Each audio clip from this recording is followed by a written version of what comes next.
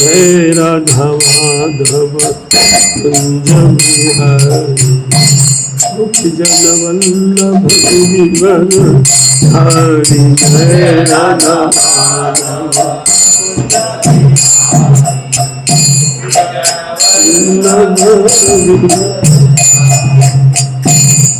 यशोदानंदन व्रज जन रंजन यशोदा यशोदानंदन व्रज जन रंजन यशोदा यमुना तीरवनचारी।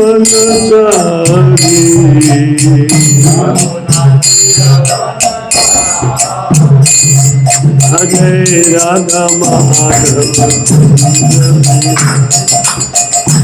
गोपी जन वल्लभ गिरिवर धारी।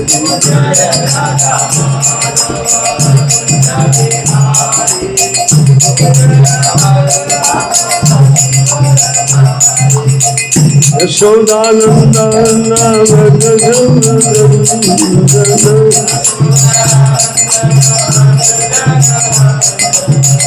यमुना तीरवनचारी।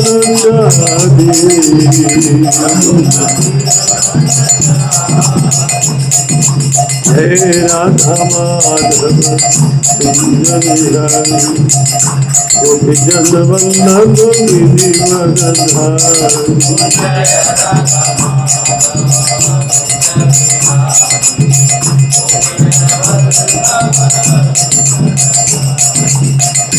हरे कृष्ण हरे कृष्ण कृष्ण कृष्ण हरे हरे हरे राम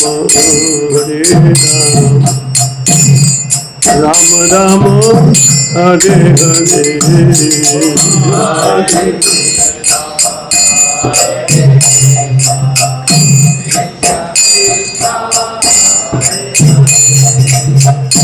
हरे राम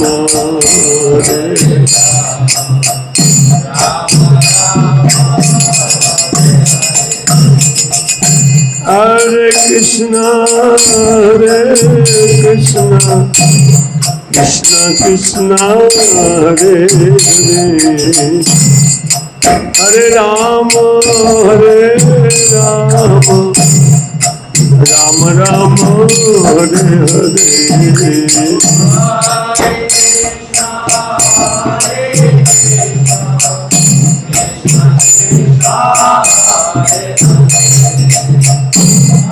हरे राम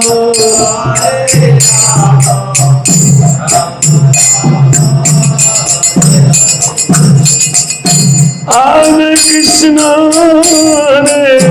कृष्ण कृष्ण कृष्ण हरे हरे हरे राम राम राम हरे हरे।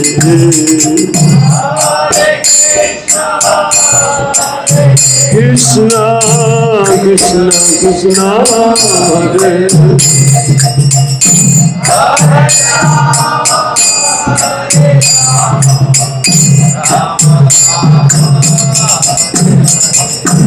हरे कृष्ण कृष्ण हरे राम राम राम हरे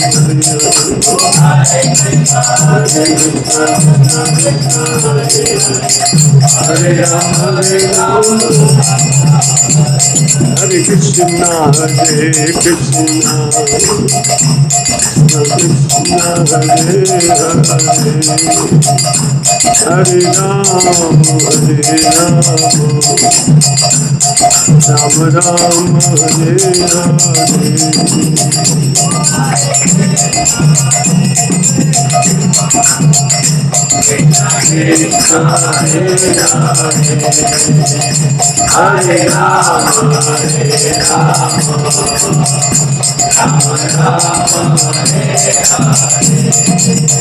जगन्नाथ स्वामी नयन पथ गामी नयन पटगामी भव तुम्हें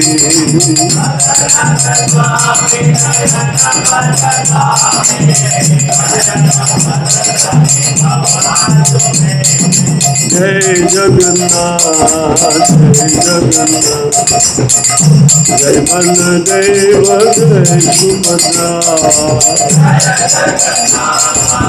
जय जगन्नाथ जय बलदेव गौर निताय गौर निताय गौर निताय जय गौर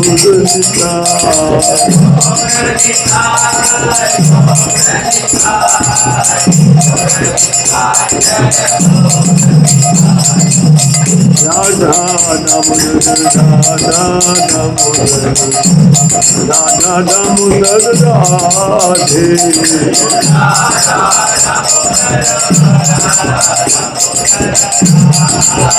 प्रभुपाद प्रभुपाद प्रभुपाद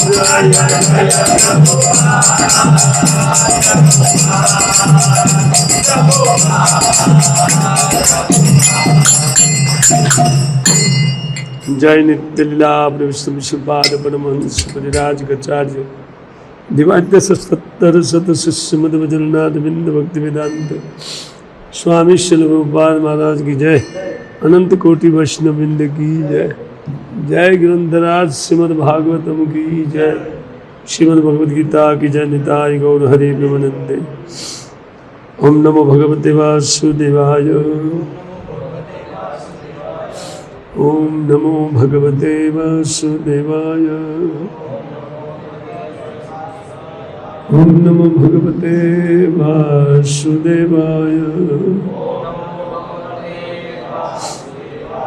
नारायणं नमस्कृत्य नरं चैव नरोत्तमं दिव्यं सरस्वतीं व्यासं ततो जयमुदीरये। दशरथेषु भद्रेषु नित्यं भागवत सेवया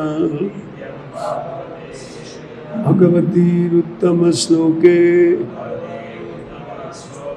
भक्तिर्भवती नैष्टिकी।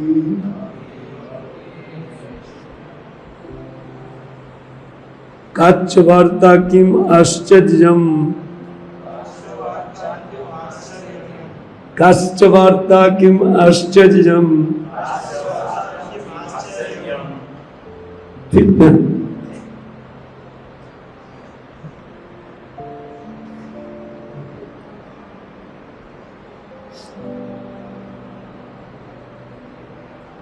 तो ये श्लोक जो मैं लेने जा रहा हूँ महाभारत का श्लोक है।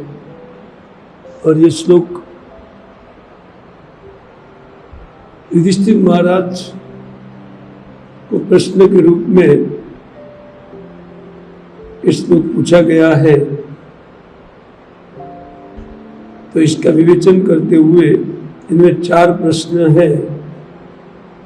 उन 4 प्रश्नों को हम लोग आज उनका समाधान देखेंगे।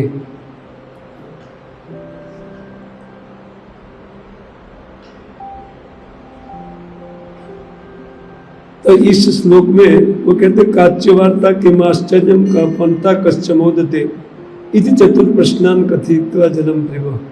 आप लोग पूरा श्लोक उच्चारण नहीं कर पाएंगे, इसलिए मैं सीधा श्लोक बता दे रहा हूं।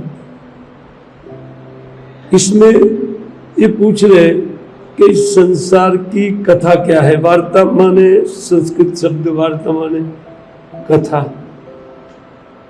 न्यूज। इस संसार का न्यूज क्या है। किम आश्चर्य, इस संसार में आश्चर्यजनक वस्तु क्या है। 2 कश्चन बोधते कपंथा, इस संसार से बाहर निकालने का मार्ग क्या है। कश्चन बोधते, और इस संसार में रहते हुए सुखी कौन है। ये 4 प्रश्न। कथित्वा जन्म पिबो, युधिष्ठिर महाराज को कुछ जल की आवश्यकता थी। आप सब लोग टेलीविजन में देखे होंगे महाभारत। तो इनमें ये 4 प्रश्न बहुत सुंदर पूछा गया है और उसका उत्तर प्रत्येक एक श्लोक में उनका उत्तर देते हैं।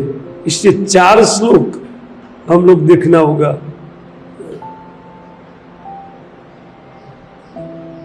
तो वो कहते हैं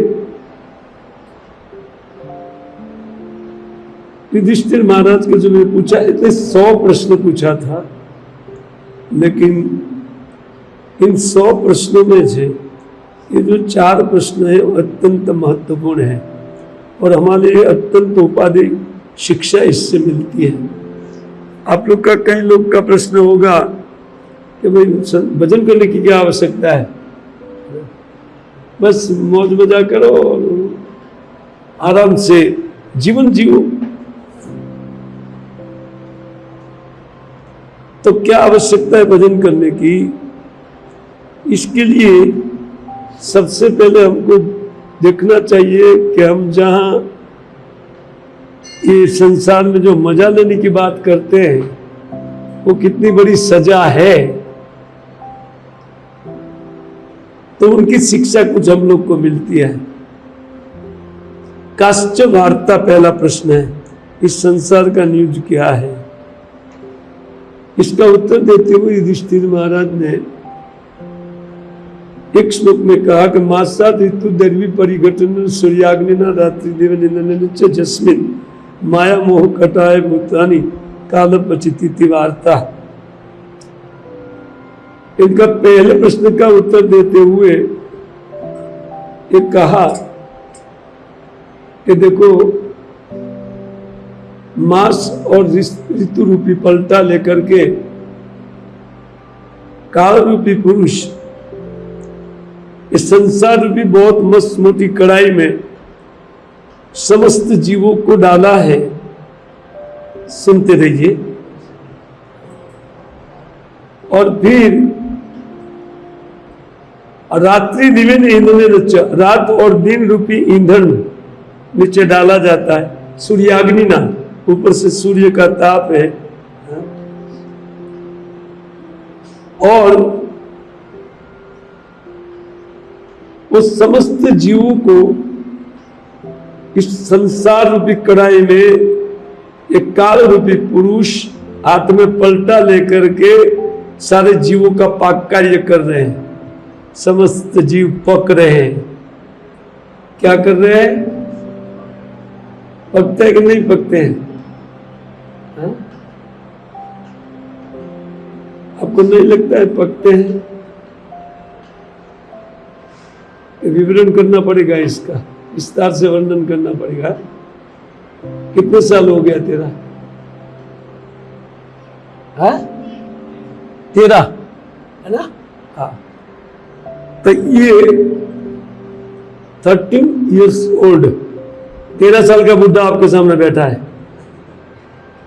तो 13 साल तो उनका गया, बुढ़ा हो गया, है ना? तो इसका 13 साल पक चुका है और किसी किसी का 30 साल पक चुके हैं।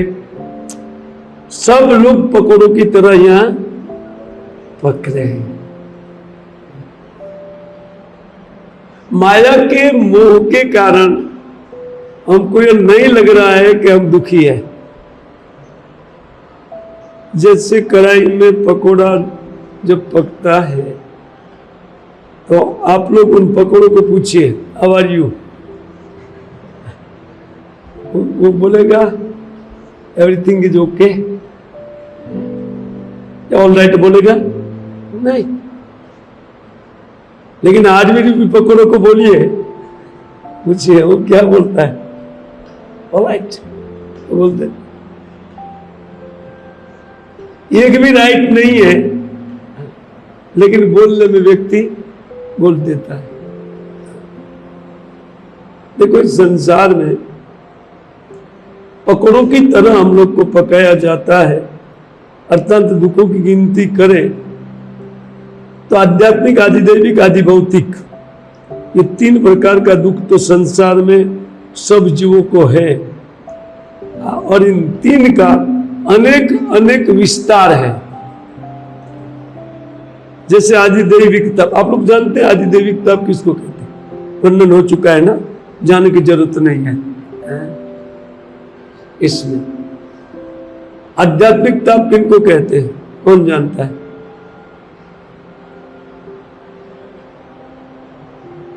आदि भौतिक ताप किसको कहते हैं? दूसरे जीवों के द्वारा मिलने वाला दुख किसको कहते हैं? आदि भौतिक।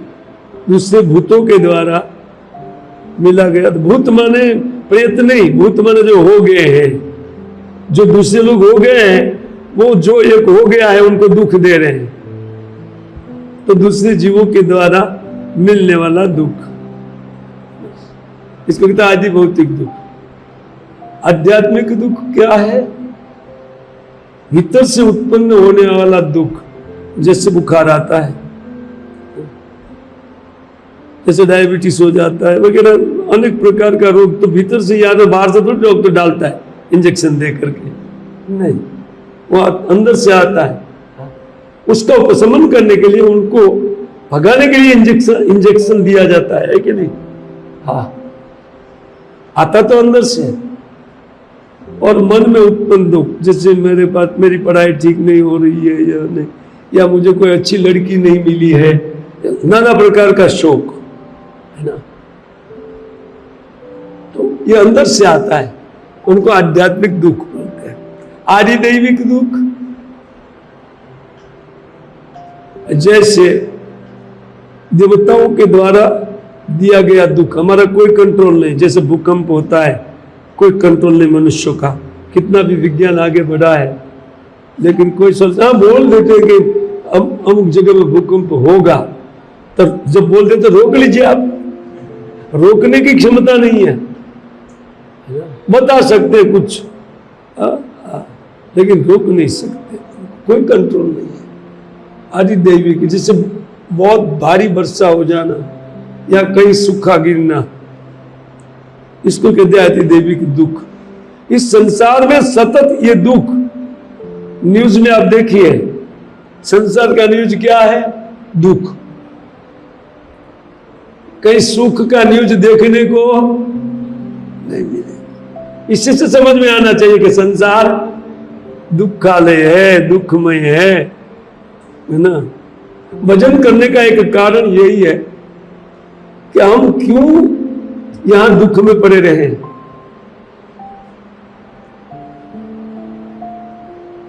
ठीक है,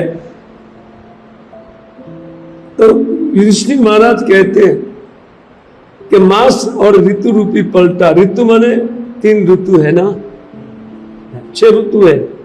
हाँ, तो देखिए, और मास 1 महीना 2 महीना, मास माने महीना, तो ये, और जिसका एक साइड पक चुका है ना, मेरे जैसे व्यक्ति, वो दूसरी साइड पक रहे हैं, और आप लोग की पहली साइड चालू है, पलट रहे हैं रोज, डेली। रात्रि और दिन रूपी ईंधन तो है ही नीचे से, और इस संसार रूपी मस मोटी कढ़ाई में इन समस्त जीव खोलते हुए तेल में पड़े हुए हैं, उसी प्रकार पक रहे हैं। और कहीं से तवा एक साइड से हिलना चालू करते हैं तो 2-4 लाख पकोड़े निकल जाते हैं। दूसरे पकोड़े मदद के लिए आते, पर मदद कीजिए, मदद कीजिए। यहां से बाहर निकलना, ये मदद ऐसी भक्तिवेदांत स्वामी ने किया है। भाई यहां परे क्यों रहे, यहां से बाहर निकलो ना, है कि नहीं? तो संसार कुल मिलाकर के काल का किचन है। नहीं, आप बोलते नहीं यार, जो दूरी पर वो लोग जो है बहुत बड़ी बड़ी कंपनियां चला रहे हैं, तो उनका भी पकोड़ा ही पकता है। हमारा तेल में तो उनका शुद्ध घी में पकता होगा, बाकी पकोड़ा सारा। ऐसा नहीं है कि उधर वो लोग नहीं पक रहे हैं। कैसा एक घटना हुआ किसी के जीवन में से एक दिन कम नहीं हुआ? ऐसा हुआ कभी एक घटना? नहीं, सबका एक साइड से चालू है, सब पक रहे हैं। और साक्षात बाल पक गया है, कई लोगों का पक गया है। अब तो युवक है, अभी बाद में पकेगा, लेकिन पकेगा ही निश्चित। बूढ़े तो होंगे और फिर निकाल लिए जाएंगे। तो निकाल करके कहाँ डालेंगे? वापस एक दूसरा शरीर लेकर के एक दूसरी प्रकार से पाक कार्य करने के लिए अंदर डाल देंगे। काल रूपी पुरुष निकाल करके कहीं नहीं ले जाते, वापस उसी में डालते हैं। एक मरण के बाद दूसरा एक शरीर दिया जाता है और फिर वापस उस कढ़ाई में डालते हैं। तो एक बार पकौड़ा पकने के बाद खत्म हो गया, ये बात नहीं। जब तक बाहर नहीं निकलेंगे तब तक हमारा पकौड़ा, तो कोई पूछेगा कि कैसे है आप, तो आप क्या बोलना चाहिए आपको? पकौड़ा पक रहा है। कभी ये मत बोले कि नहीं ठीक है सब कुछ, नहीं, एक भी ठीक नहीं है। ये संसार का स्वरूप है, इस संसार का कथा है। सब लोग मर रहे हैं पक करके, कोई बगैर पके मर जाते हैं, लेकिन सब लोग संसार छोड़ के जा रहे हैं। और आप में से कोई रहेगा एक आदमी ऊपर हाथ करे? सब लोग रिटर्न लेकर के ही आए हैं ना। सिंगल कराना पड़ता है, जो भजन करता है ना उनकी सिंगल हो जाती है, उनको रिटर्न।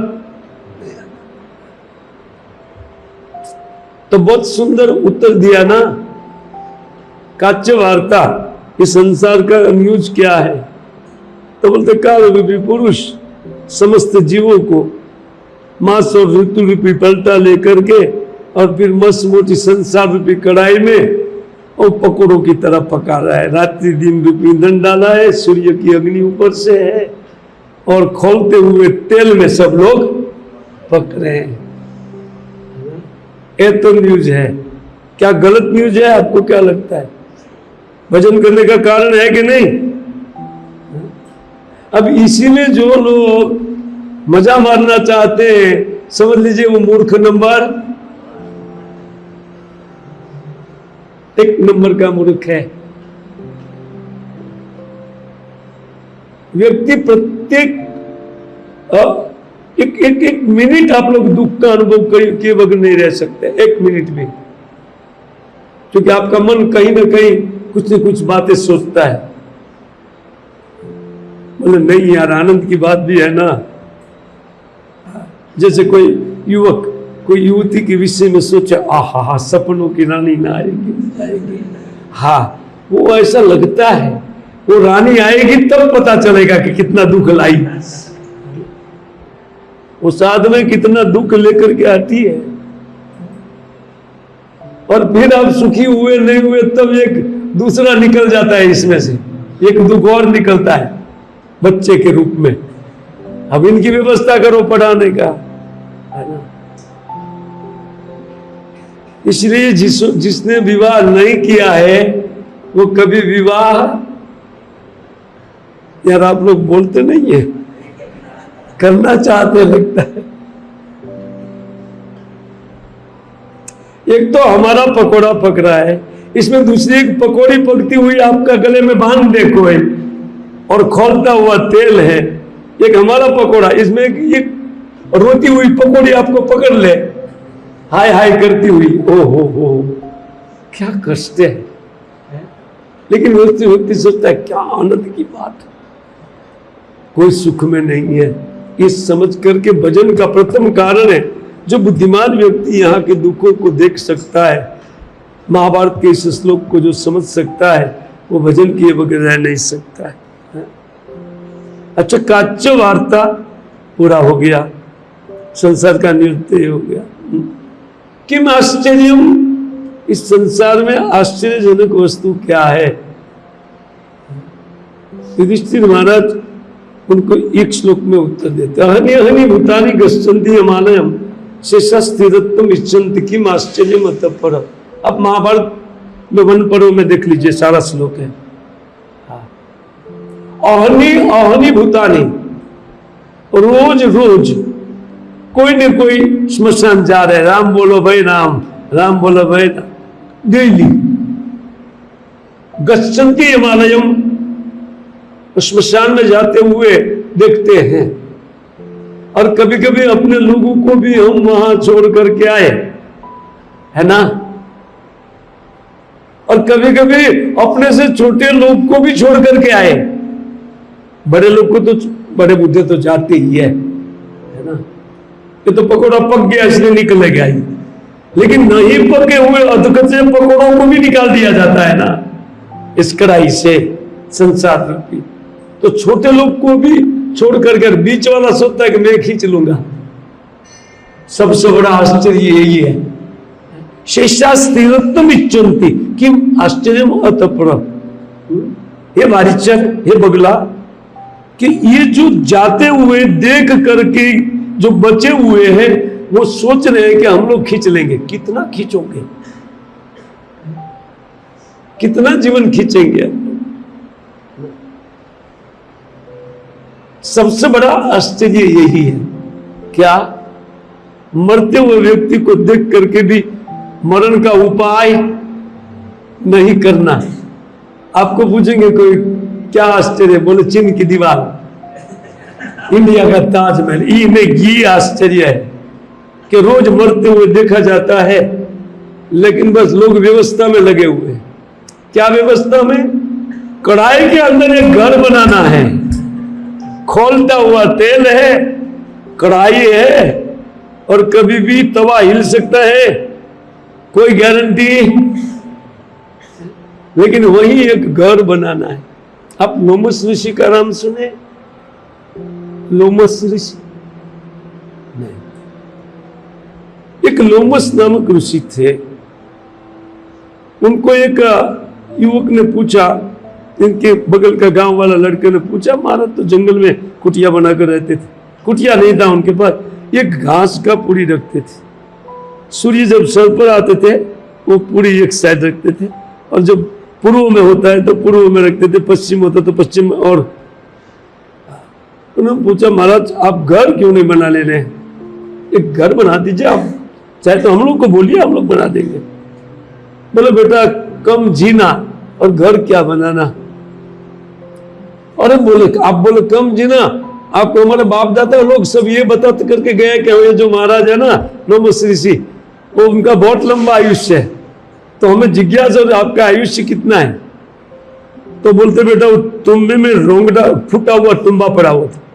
बोले इसमें रोंगटा कितना है देखो। बोले इसमें 30-40 तो व्हाइट है और 30-40 काला है। बोले उतना रामा अवतार बीत गया। कितना? और फिर वो बोल रहे कम जीना और क्या व्यवस्था करना है, घर की व्यवस्था में टाइम जाएगा, इसलिए मैं भजन करता हूं। और हम लोग तो उनके एक पलक झपकने के टाइम में मर जाते हैं, 100 साल खटाक से निकलते हैं, फिर भी हम लोग विचार जहां जाना है उनके लिए यहां तैयारी करेंगे, है ना। जबकि नोटिस आ चुका है, खाली करना है और फिर रंग चालू है। बाहर नोटिस लगा हुआ है बैंक का, और फिर रंग कलर कोई कर रहा है। अब पूछिए उनको, अब क्या यार कलर बोले बाहर तो नोटिस है। बोले रहने दो, क्योंकि यहाँ यहां से कोई निकलना नहीं चाहता। लेकिन नहीं चाहता तो क्या हो गया, कोई बस तो जाएगा नहीं। हाँ? बुद्धिमान व्यक्ति ये देखे कि ये शास्त्र हमारे लिए आश्चर्य कर रहा है। अगर भजन किए बगैर हम जीते, व्यवस्था किए बगैर हम लोग जीते, मरते हुए को देख करके जो अमर मूर्ख है, पहले नंबर पर हो गया जो यहाँ व्यवस्था कर रहा है, और नहीं करने वाला दूसरे नंबर पर है। उनको भी आप नंबर दे, अपने हिसाब दे दीजिए, मैं सेकंड नंबर रखा। आश्चर्य कर रहे हैं। यह है सबसे बड़ा आश्चर्य। अपने बीच से लोगों को उठा लिया जाता है, फिर भी हमारा बुद्धि भजन में नहीं लगता। मोबाइल में जल्दी लग जाता है यार, बस जेब में से निकला नहीं, हाथ में आया नहीं, ओह। लेकिन उनमें न्यूज क्या आता है या उनमें जो है वो इससे आप सुखी होते हैं? नहीं, केवल दुख की कथा है सब।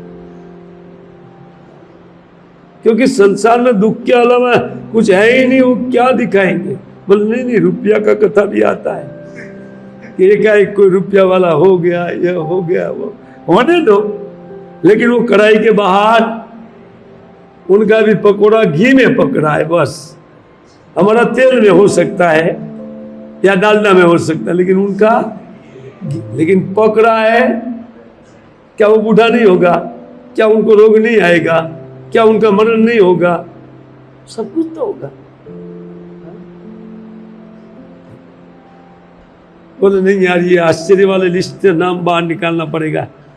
व्यवस्था क्या है? कपंथा, इस संसार से बाहर निकलने का मार्ग क्या है? किम आश्चर्यम, उसका उत्तर हुआ है कि नहीं?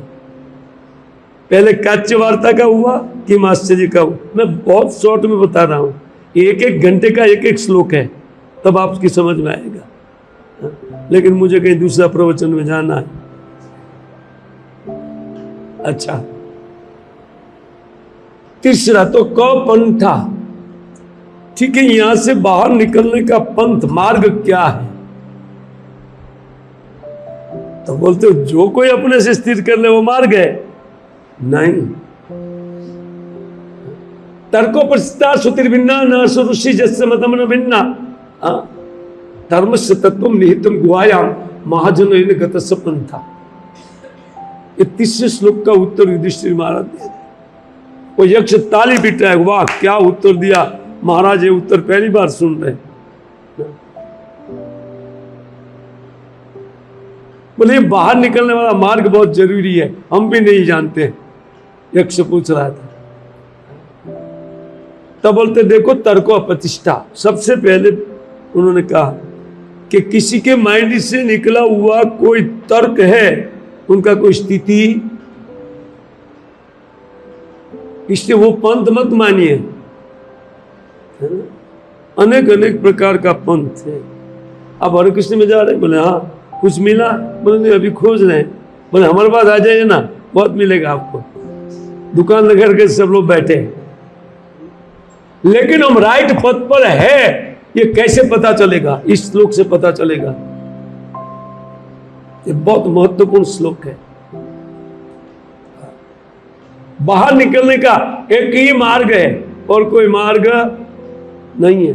तर्को प्रतिष्ठा, किसी के माइंड से निकला हुआ जो पंथ है कलयुग में बहुत है, लेकिन वो पंथ का कोई आधार, कोई स्थिति माने आधार, नीचे कोई धरातल ही नहीं है उनका, हवा में है। ये बहुत है। क्या क्या नाम यूट्यूब में डालने से गिनाऊंगा नहीं, बाकी लगभग 200 नाम तो मुख में है।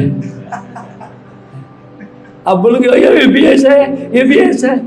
हाँ सब ऐसे है, लेकिन ये अंदर जा रहा है ना, तो मुझे थोड़ा समझ करके बोलना पड़ेगा। आप लोग जानते हैं नाना प्रकार का पंथ है, लेकिन आज पता चलेगा आपको ये कब पंथा का उत्तर कौन दे रहे हैं।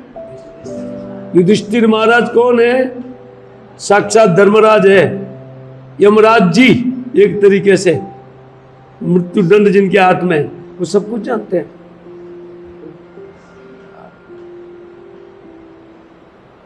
देखिए वो कहते हैं कि तर्को प्रतिष्ठा। बोले ठीक है, श्रुतियों के पास जाया जाए। श्रुति माने वेद स्तुति, वेद का जो ऋचाएं है उनको श्रुति बोलते हैं, और स्मृति पुराण को बोलते हैं।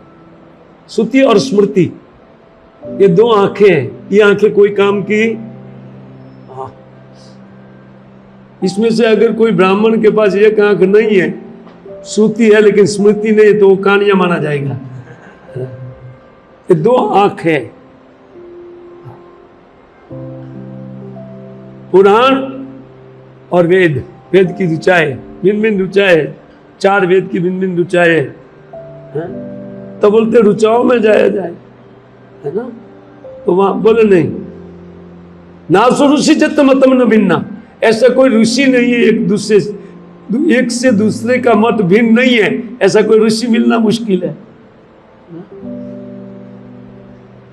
तर्को प्रतिष्ठा श्रुतिर भिन्ना, वेद भी भिन्न भिन्न बात कर रहा है।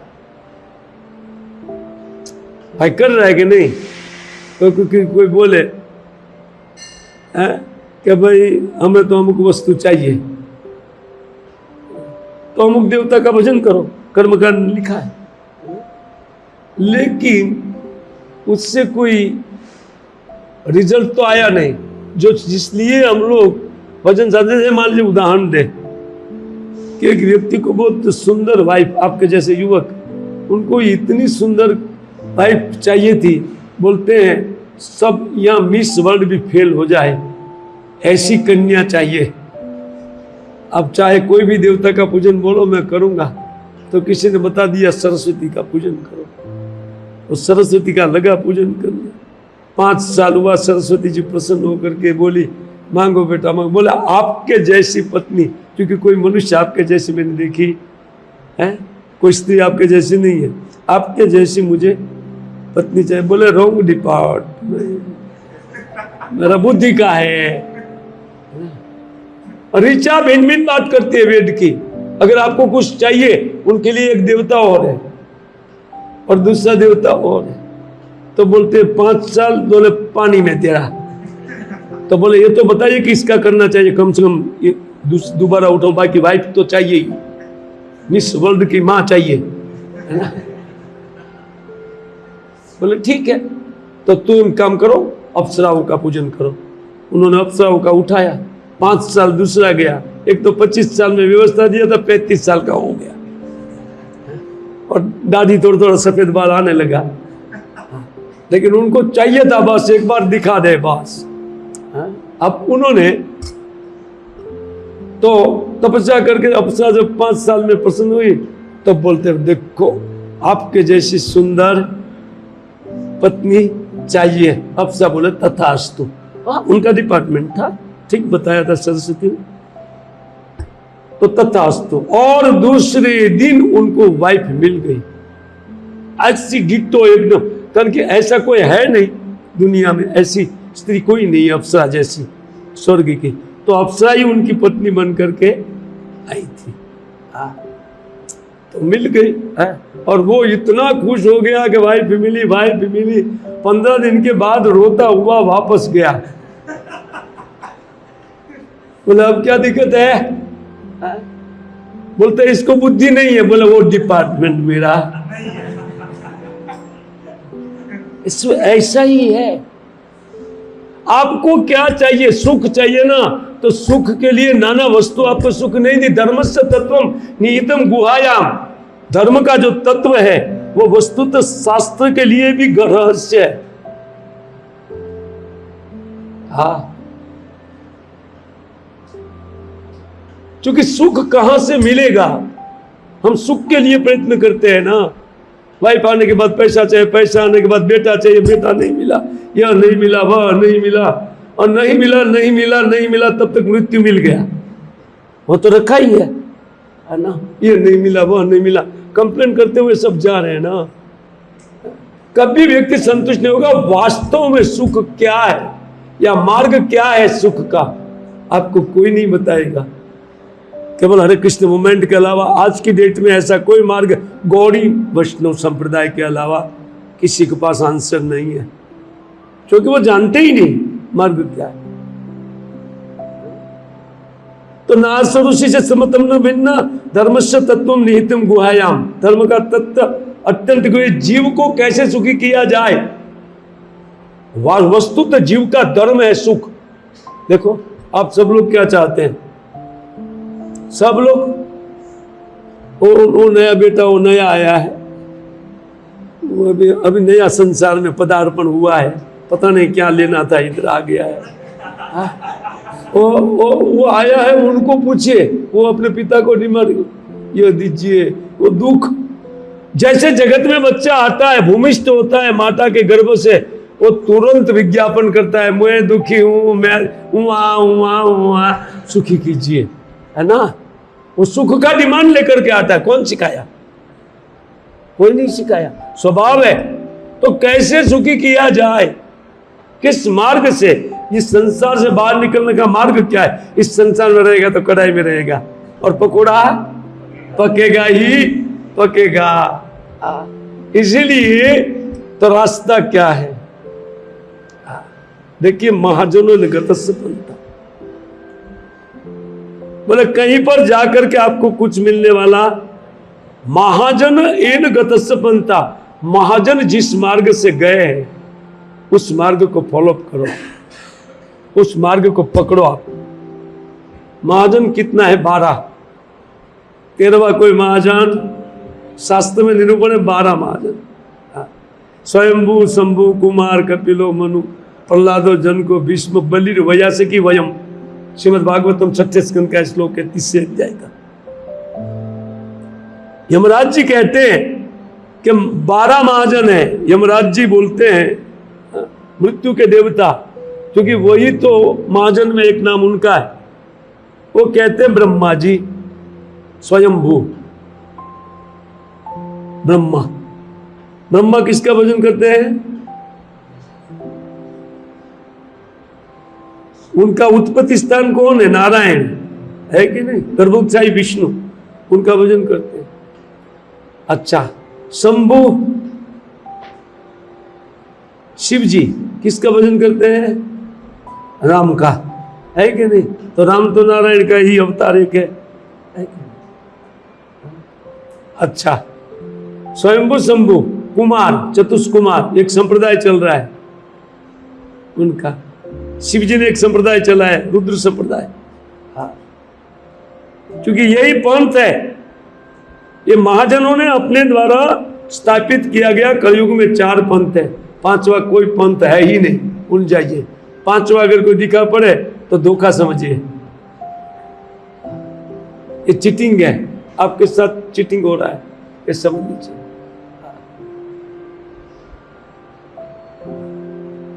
देखिए, कुमार, चतुष्कुमार, वो भी नारायण का भजन किए। कपिल, साक्षात भगवान कपिल, वो तो साक्षात 30 स्कंद में आप पढ़िए, वो सब को उनके भजन में लगा रहे, मेरा भजन करना चाहिए। माता को माध्यम बना करके देवहूति को उपदेश देते कपिल मुनि कि माँ मैं सर्वोपरि ईश्वर हूँ, काल मेरे अधीन है, आप मेरा भजन कीजिए। तो साक्षात नारायण का अवतार है, यही बोलेगा। तो यही बोला मनु महाराज, जिनसे हमारी उत्पत्ति हुई मनुष्यों की, हम मनु के हैं। षष्ठी विभक्ति मनुष्य, ये षष्ठी विभक्ति का शब्द है, हम मनु के हैं। तो मनु महाराज भगवान नारायण का भक्त है। आज सोचिए, ये महाजनों के नर प्रहलाद किसके? नरसिंह के। नरसिंह कौन है? नारद, नारायण नारायण, नारद तो प्रत्यक्ष सबको मालूम। अब 12 महाजन जो है वो केवल नारायण का भजन करते हैं, इसलिए महाजन एन गतस्य पंथा, आप कभी भूल में नहीं रहेंगे। इन 12 महाजन केवल एक ही। अरे यमराज जी बोलते हैं वयम, एक मैं हूं, लास्ट में एक बोलते हैं वयम, वयासकी, कृष्ण का भजन करते हैं, वो तो साक्षात है ही, कृष्ण भगवान है ना। और एक मैं हूं, पीछे से बता रहे, क्योंकि मुझे भी ट्रांसफर करना होता है, इधर से लेकर उधर, उधर से लेकर के उधर।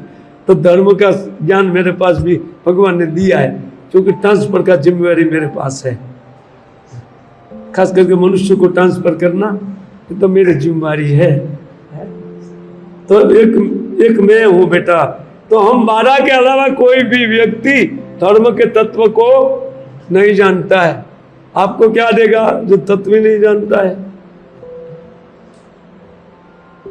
अच्छा, वो सब बात ठीक है, लेकिन वो चौथा प्रश्न थोड़ा आनंद देने वाला है। क्या? कश्च मोदते, इस संसार में सुखी कौन है? बोले हाँ, यहां रहना है, बाहर नहीं निकलना है, और सुख चाहिए, ये हमको फिट आ रहा है। तो देखिए एक उत्तर में कहते हैं, दिवस्य अष्टम भागे साकम परिचिति यो नर अप्रवासी अऋणिच स वारिचर मोदते। हे वारिचर, ये तुम्हारा लास्ट प्रश्न का उत्तर है।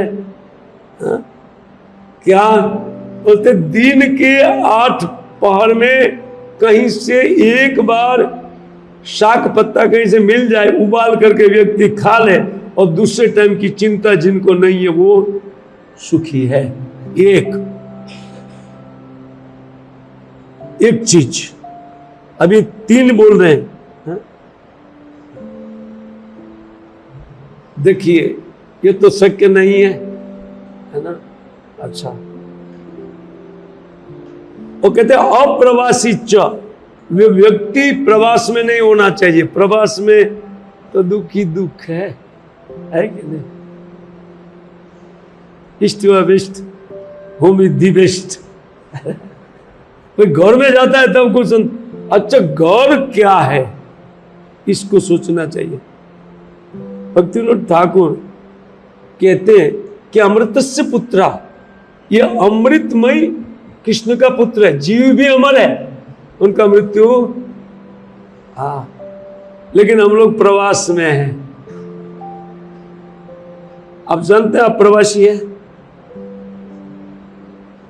मरने के बाद एक दूसरा प्रवास चालू होता है, गंतव्य बदल जाता है, शरीर बदल जाता है। अप्रवासी च, अप्रवासी व्यक्ति सुखी होता है। तो हम यात्रा में हैं। और ऋणिच, किसी का भी ऋण होना, क्योंकि तो बोन आएगा और गाली सुनना पड़ेगा। किसी का कर्जा लिया है तो हम सब लोग कर्जदार है। ध्यान रहे, आपको बिल पे किया है सूर्य का, बिल आता ही नहीं, आपको पढ़ना नहीं आता है, बिल आता है रोज, डेली बिल भेजा जाता है बेटा इतना, लेकिन बेटा ऊपर ही नहीं आता है, अपने में से कहां से पढ़ पाएगा। जी, इन सबका शहर है, ये सब लोग हमारे पास से, ये जितने ऋषि मुनि का ऋण है, ये देवताओं का ऋण है, सूर्य का ऋण है, ऐसा फोकट में कुछ नहीं मिलता है। आपको मिलता है कुछ फोकट में? और हम लोग सोच रहे हैं कि फोकट में सूर्य का तेज और चंद्रमा की चांदनी हो और भोगा और सब्जी है ना, सागभाजी जो हो मिलता है। सागभाजी भी देखो उगाने नहीं, जो उगाते हैं तो वो लोग मेहनत का पैसा लगे, उगाने वाला कौन है?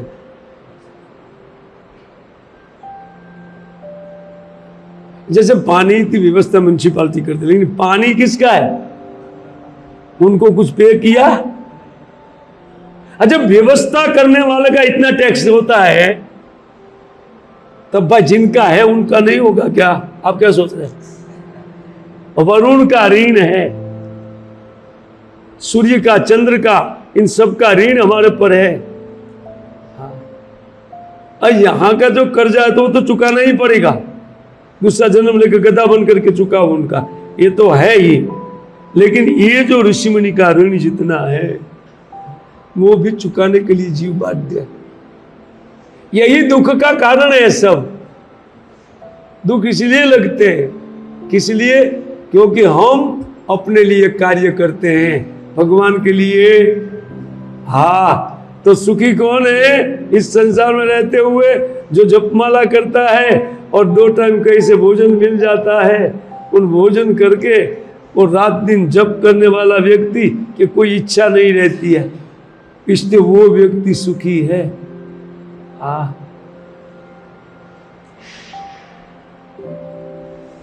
तो अभी आप यहाँ रहते हुए सुखी बनना चाहते हैं, सब ज्वाइंट कर लीजिए, वाइफ का इच्छा छोड़ दीजिए, पत्नी बंदी का इच्छा छोड़ दीजिए। बोले किया है उसका क्या करेंगे? तब तो जो भिगोया है तो मुड़ाओ, और क्या कोई उपाय है? तो सबको लेकर के फिर तैरो, लेकिन अकेले है तो तैरने में मजा आता है। वो 2-4 गले में डालने के बाद तो ऐसे ही डूब रहे हम लोग, है कि नहीं, संसार सागर में। और 2-4 एक वाइफ और 2-3 बच्चे गले में डाल करके हो कितना तकलीफ। इसलिए कोई भी तकलीफ में न पड़े। ये खोलती हुई कढ़ाई में पड़े हुए हैं, बाहर निकलना यही सबसे बेस्ट मार्ग भी आपको मिल गया। महाजनगत सपंता, अब कोई कमी नहीं है, कमी मात्र आपका है, आप कितना माला जप करते हैं। हरे कृष्ण। 5 श्लोक मैंने लिया महाभारत से। बहुत शॉर्ट में लिया हूं।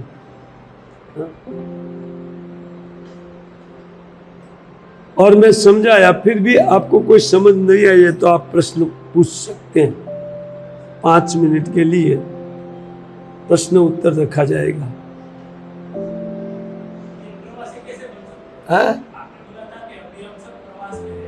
अप्रवासी कैसे? हाँ तो तुम लिस्ट में नाम लिखा दो ना, पहले बुकिंग तो कराओ यार, हरे कृष्ण जप करके, फिर ट्रेन में बैठ जाना डेट आने पर। अभी से बुकिंग करा रहे हैं, और वो बुकिंग में अभी से सुख मिलना चालू होगा। तुम्हारे चित्त में जो इच्छा है ना, वो इच्छा समाप्त धीरे धीरे धीरे धीरे होती जाएगी। हाँ, एक आश्चर्य वाला बात है, आप जैसे जपमाला करेंगे ना तो आपको वो सुख मरने के बाद मिलने वाला है, वो अभी से चालू हो जाएगा थोड़ा गिफ्ट में। बोले अच्छा बुकिंग लिया है, ठीक है तो बुकिंग कराओ बेटा। और कोई जिज्ञासा?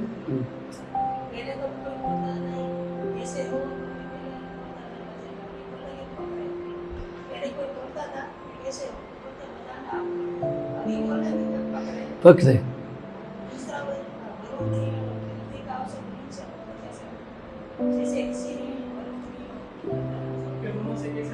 हाँ, जैसे हम भगवान का नाम लेते हैं ना, वो सबका ऋण चुकता होता है। सूर्य बोलता है ठीक कर रहा है, ये बोलता है ठीक कर रहा है। एक बार एक तपस्वी ने तप उठा लिया, बोले भगवान को प्रसन्न करके छोड़ूंगा है? और पूरा पूरा फल लेना है, तपस्या मैं किया है। तो वो उनके तपस्या से भगवान तो प्रसन्न हो गए, बोले बेटा मांगो मांगो मांगो, इतनी तपस्या मत करो, मैं भी दुखी हो रहा हूँ इतनी तपस्या से, तेरे हृदय में मैं हूँ। तो बोले पहली शर्त है। बोले बोलो बेटा। तो बोलते पूरा पूरा फल देखो मैंने तपस्या की। बोले मैं इसलिए आया हूं ना तुम्हारी तपस्या देख करके तुमको फल देने के लिए। बोले लेकिन 100% मुझे मिलना चाहिए। बोला हाँ, इस तुमने तपस्या किया ना। तो जब भगवान कुछ आशीर्वाद देना चाहे तब पृथ्वी आ गई, माता पृथ्वी। एक रूप है पृथ्वी का, साक्षात एक रूप, जैसे गंगा नदी, इन सब का एक एक रूप है, उस प्रकार पृथ्वी का रूप। वो बोले ये तो मुझे खा करके जिया है अभी तक, और मुझे खराब करके जिया है, तो इसका चार्ज तो मैं लूंगी। तो भगवान बोला बेटा इसका क्या करेगा, तुम 100% बोल रहा था, लेकिन ये पृथ्वी, तुम पृथ्वी पर रहा है कि नहीं? पृथ्वी बोलते पूछिए उनको रहा है कि नहीं। बोले तो पृथ्वी पर। बोले अभी भी हूं ना। तो बोलते कितना % लेगी? बोले कम से कम 25। तब तक वायु देवता आ गए। बोले भगवान ना उनको एकदम तथास्तु मत बोल दीजिए, अभी मैं बाकी हूं। बोले ये मुझे खींच करके जिया है। बोले बेटा ये क्या बोल रहा है? बोले सच बोल रहा है। बोले उनको पूछिए कितना लेगा, आप पूछिए थोड़ा। 25% तो ये ले गई। अब आप वो बोले 75% मेरा हिस्सा है, क्योंकि जीने के लिए सांस नहीं है। तो देखो ये तो पृथ्वी ले गई, मैं तो 100% का इच्छा रख करके आया था। बोले बेटा क्या किया जाए इसको? और तब तक एक दूसरे देवता आ गए। बोले बेटा माइनस। पर भगवान का भजन जो करते हैं ना, वो सबका ऋण चुका देते हैं। इसके और एक भगवान की भक्ति ही ऐसा है कि जिसको करके आप समस्त जीवों का ऋण चुकता कर देते हैं। क्यों? हाँ, बहुत श्लोक याद आ रहा है। नायम ऋणिच्च राजन कहते हैं, कैसे भूतात्मा, श्लोक का आगे का हिस्सा जा रहा है। अच्छा, तरुण निसिंचन तृप्यंति तत्स्कंद भुजोपशाखा प्राणो उपहाराश्च यथा अरुण अच्युत इजिया। श्रीमद् भागवतम का दूसरा श्लोक है। पहला तो याद नहीं आया, पहली लाइन याद नहीं है। कहते हैं कि एक वृक्ष की जड़ में जल डालने से वो जल देखो तना पे चला जाएगा और टहनी से लेकर फूल पर्यंत फल पर्यंत चला जाएगा कि नहीं। अगर कोई बोले नहीं पेड़ जड़ में नहीं डालना है और मैं फल चाहता हूं तो फूल पे डालो, वो फूल मुरझा करके गिर जाएगा, फल ही नहीं देगा, है ना। तो क्या फल देगा, कुछ फल मिलेगा नहीं है? पर जड़ में जल डालने से जैसे पूरे वृक्ष में जिस प्रकार प्राणो उपहाराच, हम लोग पेट में अन्न देने से सारी इंद्रियों में शक्ति वितरित हो जाती है, ठीक उसी प्रकार भगवान का भजन करने से सब तृप्त हो जाते हैं। अलग अलग किसी का भजन करने की जरूरत, इसलिए जो भजन कर रहे महाजन भजन कर रहे वही पंथ बताया, क्योंकि वो जो करते हैं महाजन गतस्स पंथा, महाजन को फॉलो करो। महाजन केवल नारायण का भजन करते, और नारायण वो रूट है, वो पेड़ की रूट है जिसमें आप जल दे रहे हैं, सब जगह वितरित हो जाएगा।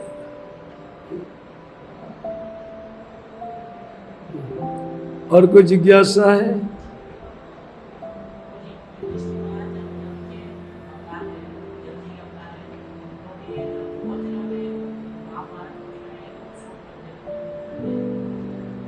महाराज जी जो है यमराज जी के अवतार है, लेकिन महाभारत के युद्ध के अंदर बहुत जगह जो है युधिष्ठिर महाराज जी शोक करते हैं, जब यमराज का अवतार है तो शोक क्यों करते हैं? इसीलिए क्योंकि ये नाटक है,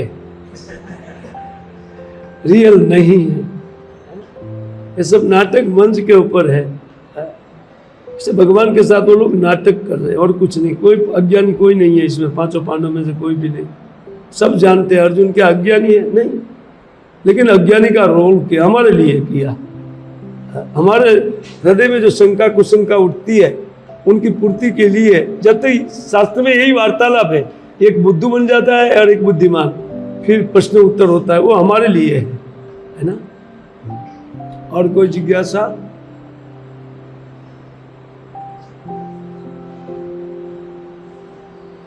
संतोष, मैं बहुत शॉर्ट में उत्तर भी दे रहा हूं, और मेरे पास टाइम होता था तो मैं विस्तार से उत्तर देता था, आपके माइंड में बैठ जाएगा। हाँ जी।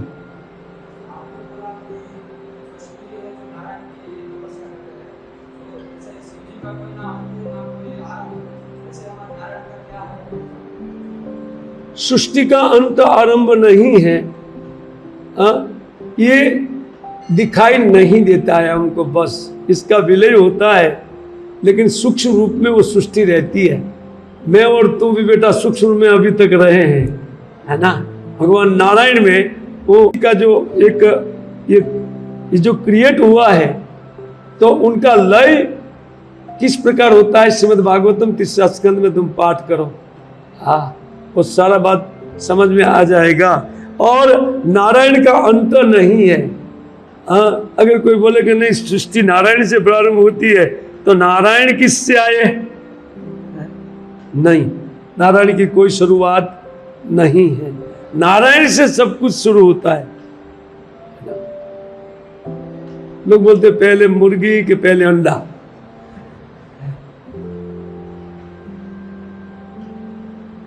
लेकिन वस्तु तो भगवान का आदि और अंत नहीं है। जैसे आप लोग भजन करेंगे, उन भजन से आप लोग स्वाभाविक एक समझ आप में आ जाएगी कि सब कुछ आपको समझ में आ जाएगा। भजन से होगा, भगवान की कृपा से ये वस्तु समझ में आएगी।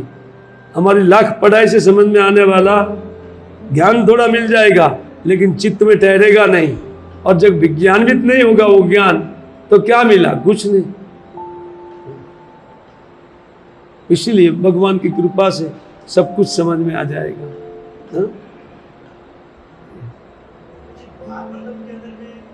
प्रभुपाद जी ने विष्णु नाम को बहुत बार कोट किया है, बहुत बार। तो उससे क्या, तो हमको तो पता है कृष्ण परम है, बट किसी और को समझाते तो बोलते हैं कि विष्णु से कृष्ण आए हैं। इसके लिए देखिए आपको प्रभुपाद जी ने भी भागवतम के अंदर हर जगह विष्णु ही लिखा है। कि कौन मना करता है विष्णु से कृष्ण आता है, लेकिन इस स्पेशल युग है, इस युग में श्री कृष्ण सदाम से बता रहे, और जो दूसरे प्रत्येक द्वापर में कृष्ण आते हैं, लेकिन सतयुग के बाद द्वापर, दूसरा युग माने द्वापर, ये दूसरा युग जब, लेकिन यहाँ तो सतयुग के स्थान पर त्रेता चला गया है और त्रेता के स्थान पर कलयुग, त्रेता के स्थान पर तो द्वापर आ गया है। ये अदला बदली क्यों हुआ? क्योंकि स्पेशल भगवान श्री कृष्ण आविर्भूत हो रहे थे, इसीलिए ब्रह्मा की ये एक कल्प में एक बार होता है। एक कल्प माने 4 अरब 32 करोड़ साल के बाद एक बार ये घटना होती है कि क्रम में व्यतिक्रम हो जाता है, उल्टा सीधा हो जाता है। बाकी कृष्ण अवतार प्रत्येक द्वापर में होता है, वो नारायण से आता है। लेकिन ये कृष्ण, दूसरी बात समझ लीजिए कि नारायण आदि है, तो फिर नारायण तो अनंत कोटि है ना। सबके घट घट में नारायण है। कौन से नारायण से अवतार हुआ है बता दीजिए? कृष्ण एक है, नारायण अनेक है। देखा, इससे भी पता चलता है। शास्त्र को जब वे लोग नई जानकार व्यक्तियों के पास से पढ़ाई करते हैं तो फिर उनके चित्त में यही आता है कि नारायण आदि पुरुष है। लेकिन ब्रह्मा जी क्या बोलते हैं? गोविंदम आदि पुरुषम तमहम। नारायण आदि पुरुषम नहीं बोले। ईश्वरः परमः कृष्णः सच्चिदानंद विग्रह अनादिर आदिर गोविंद कारण कारणम। देखो, ये कृष्ण ही परमेश्वर है, ब्रह्मा जी बोल रहे हैं। और ब्रह्मा के द्वारा एक संप्रदाय चल रहा है, वो ब्रह्म संप्रदाय में हम लोग आते हैं। हमारे आदि कि संप्रदाय का स्थापक श्री ब्रह्मा जी बोल रहे हैं, इसलिए हम कृष्ण का भजन करते हैं। हम ब्रह्मा जी की बात को मान, क्योंकि ब्रह्मा जी पहले पुत्र है, हम लोग नहीं थे। तो ब्रह्मा जी जानते हैं सारी बात को, हम जानेंगे? यही तो बात है। श्री ब्रह्मा जी जो बोलते हैं यही बोलते हैं। ब्रह्म संहिता पाठ करके आप समझ सकते हैं। या यतिचरण से कला पुरुषन कृष्ण स्वयं भगवान स्वयं, भागवतम में लिखा है। जसुद गोस्वामी बाद अवतार को गिना रहे थे, 24 अवतार को गिनाया उन्होंने, लेकिन कृष्ण का नाम आया तो सडनली वो रुक कर बोले एते चांस कला। ये जितना भी गिनाया ना, ये उन्हीं का अंश है या कला है। लेकिन कृष्णस्तु भगवान स्वयं, ये स्वयं भगवान है कृष्ण। क्यों? इस द्वापर में जो आए हैं, ये पिछले द्वापर बीता। बाकी कृष्ण जो आते हैं विष्णु से आते हैं, तो गलती भी नहीं उनका, क्योंकि वो इतना जानकार नहीं, डीप नहीं जानता है कि ब्रह्मा जी क्या कहते हैं। हम तो हमारे आदि गुरु ब्रह्मा को पकड़ेंगे ना, वो क्या कहते हैं। ठीक है, इसलिए महाजनों का तत्स्य पंथा कभी भूल नहीं होगी। महाजनों के द्वारा स्थापित मार्ग पर आप चलोगे, कभी एक भी छोटा सा भी गलती नहीं छूटेगा जी। और कोई जिज्ञासा? कंफ्यूजन तो नहीं लगता, बट फिर भी ऐसा लगता है कि कृपा जी ने हर जगह धरकर विष्णु का नाम किया। इसीलिए क्योंकि देखो, विष्णु का यह ख्याति है। ये जो संसार बना है वो विष्णु से उत्पत्ति हुआ है। तो जहां जिनका उत्पत्ति हुआ उनको नाम देकर के उनको समझाया जाएगा। बाद में कृष्ण के ट्रैक ऊपर चढ़ा देंगे इनको, दिक्कत क्या है?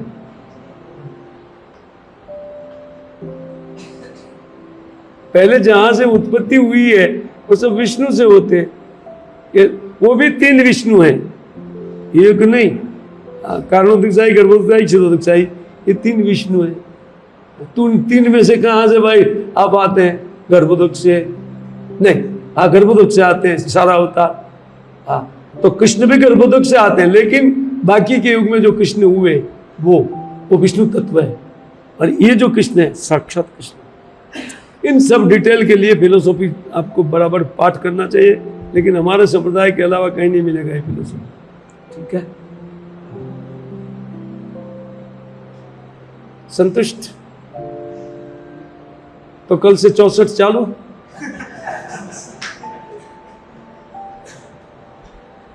जब समझ गए उसका अर्थ है बस, अभी तो बस करना बाकी है। तो 64 चालू करो, कल से 64, 64 राउंड। 16 मामा होता है। वो तो रस नहीं है इसलिए, बाकी तो पिज्जा पास्ता मान मान उतरता है नहीं, वो तो गौप गौप उतरता है। भूख है तो इस प्रकार भजन की भूख होने से व्यक्ति रुकेगा नहीं, उनकी जपमाला भूख चाहिए, क्योंकि भूख है तब भोजन स्वादिष्ट लगता है। ये तो वास्तविक आत्मा का भोजन है, हम आत्मा को खाना दे रहे, लेकिन हम आत्मा को जानते ही नहीं है।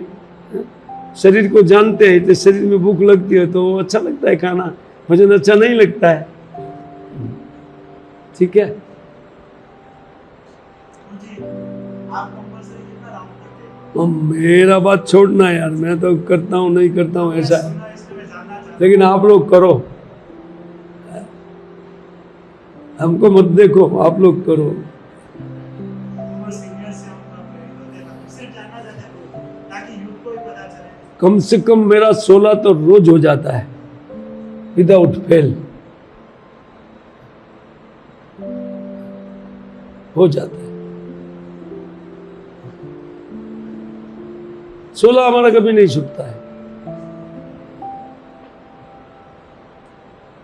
मेरा 7 बजे से पहले हो जाता है, 6 बजे से नहीं, 5 बजे से नहीं, 4 बजे से पहले हो जाता है। लेकिन आप लोग पूरे दिन में कीजिए 16, तो पूरे दिन में मेरा 4 बजे से पहले मेरा 16 माला पूरा हो जाता है। ठीक है, हरे कृष्ण। युग धर्म नाम संकीर्तन की, शिल प्रभुपाद की, जय गौर हरि प्रेमानंद, हरे कृष्ण।